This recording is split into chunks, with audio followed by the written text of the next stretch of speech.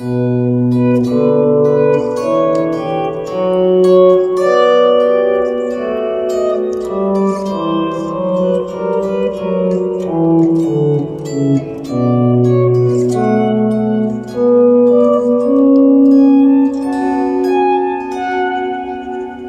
wanted to share with you the line that begins the fugue in the Kyrie Eleison from Bach's Masterwork, the Mass in B minor. These are just some two-voice lines primarily that I worked out just listening to the recording, and I've loved this piece for so long I decided to start digging into some of the beauty of it. So I hope this is of interest. If you can like, comment, share these videos with friends that might be interested, and please let me know if you have suggestions for future lessons.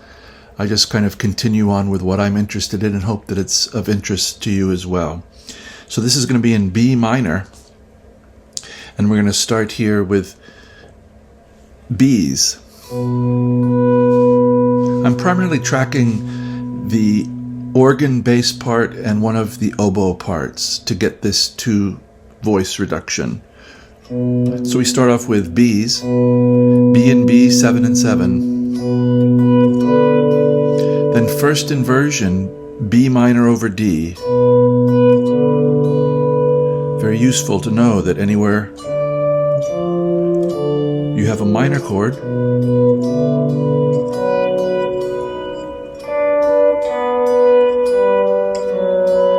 you have these available inversion notes on adjacent strings. So B minor, now D and B, 5 and 7, and now we start to get into some of the good stuff. E and C sharp with a G in between. So it's a kind of E minor chord, 4 chord. E and C sharp, 7 and 9, little inner voice G, 8th fret, and we do some contrae motion. Bass goes up, melody goes down. This is F sharp 7 chord, right there. Just 3 voices. F sharp, C sharp, so roots and fifths.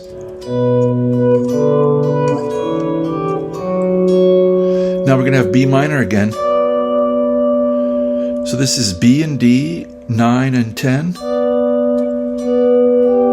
And that G, here would be B minor, and we have that lowered 6th tone in there that Bach likes to use. Now even though the notes are B, G, and D, that some people would say, well, that's got to be G major. I still hear it as a rising line of E minor. So we have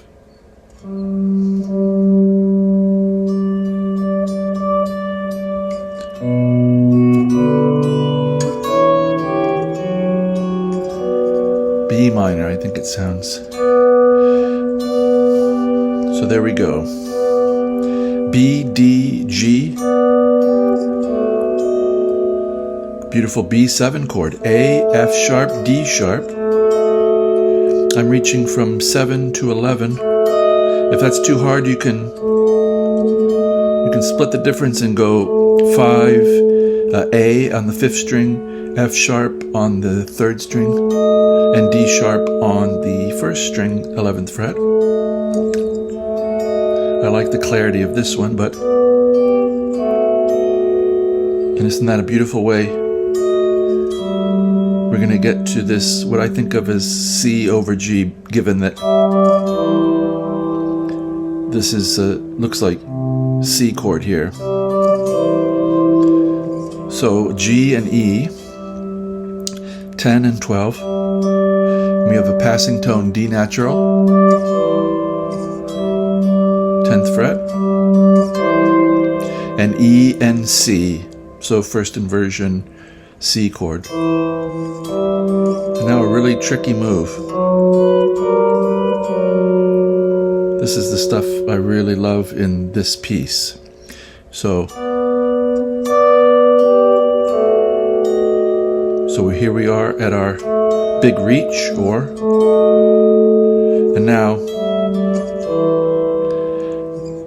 C over G to C over E. Bass walks up a whole step.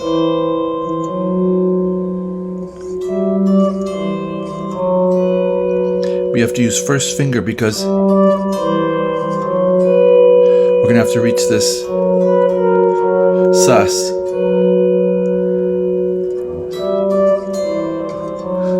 So they enter staggered there. And a beautiful move. So C, single F sharp, 9th fret, 12th fret. Now contrary motion in a beautiful chromatic kind of way.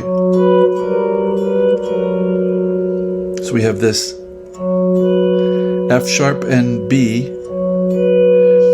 9 and 12. Then this beautiful move. This is just,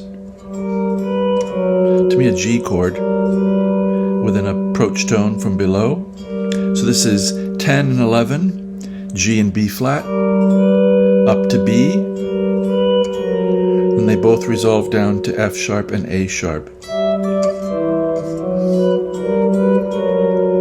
So here we are at F sharp 7, and now E minor. Because of the range we're in, we're going to go here rather than somewhere lower. So it does get a rather high sound, and if you don't have a cutaway, I don't know what we're going to do. Then we have these parallel compound intervals. E and G, 12 and 15. D and F sharp, 10 and 14. C sharp and E, 9 and 12. Down to B minor. So E minor, B minor. If I put the B in, I hope you can hear that sounds like, even though it looks like a D chord, but if I put the B in there, you can hear it's B minor.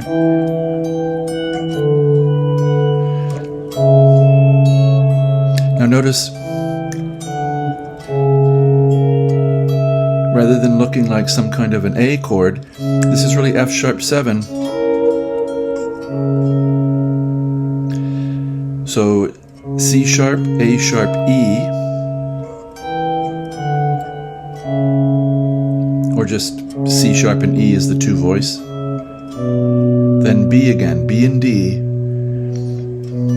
So we started with B and B, now we have B and D.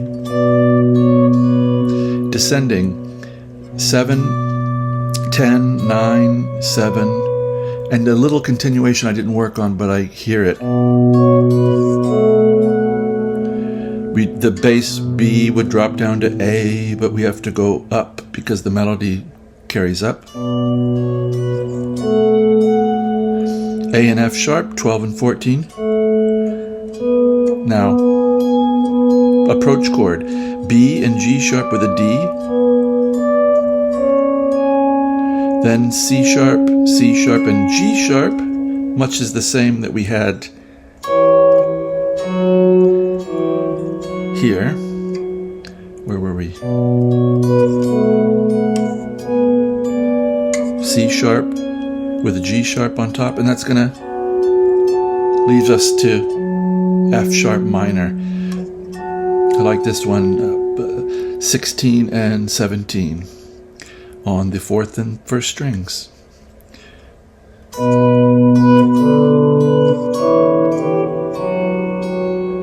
Now B minor.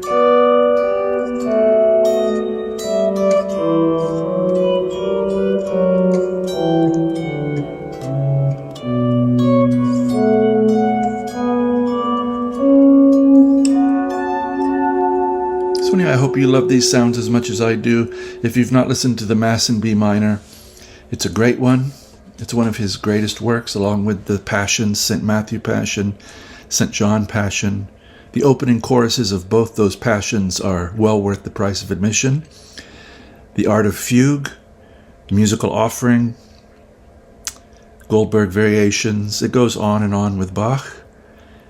all of the Well-Tempered Clavier, Book 1 and 2, cello suites, unaccompanied violin, sonatas and partitas, the cantatas. You can go on and on with Bach. It's just fabulous. I took a course in Schenkerian analysis with a professor, and he told me he's never seen an enharmonic spelling error in Bach ever. So Bach always knows exactly if it's E sharp in a C sharp 7 chord, he's not going to call it F natural. It's E sharp, that kind of thing. Bach was super precise, knew exactly what he was doing. And even his early works as a youngster, you can hear the greatness there. It's astounding, really. And he did it all with many, many kids. Tragedy in his life, lost both of his parents, I think by the age of 10. So, amazing. Johann Sebastian Bach. I hear his music, play his music every day as much as I can. So hope this finds you well. Thanks for watching if you watched this far, and I wish you a very, very good day.